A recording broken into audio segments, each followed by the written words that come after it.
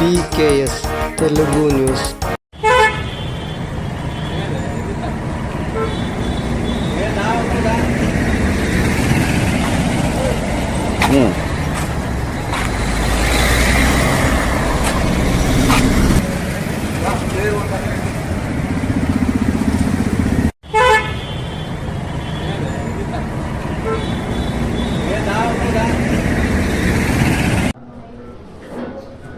ఐదో తారీఖు జనవరి 5న మాకు విశ్వసనీయమైన సమాచారం మేరకు బోర్నపల్లి లవకుశ రైస్ మిల్ నుంచి పీడిఎస్ రైస్ లారీలో లోడ్ చేసుకొని వెళ్తుందని చెప్పేసి ఇన్ఫర్మేషన్ వచ్చింది. దానిపైన మా సిబ్బంది అక్కడికి వెళ్ళి ఒక లారీని పట్టుకోవడం జరిగింది.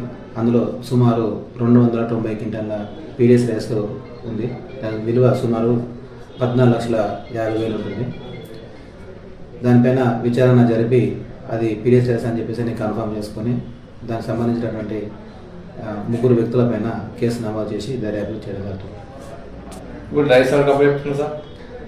ఈ పట్టుకున్నటువంటి పీడిఎస్ రైస్ను సివిల్ సప్లైస్ వాళ్ళకి హ్యాండ్ ఓవర్ చేయడం జరుగుతుంది. తర్వాత వాళ్ళు లీగల్గా యాక్షన్ తీసుకుంటారు.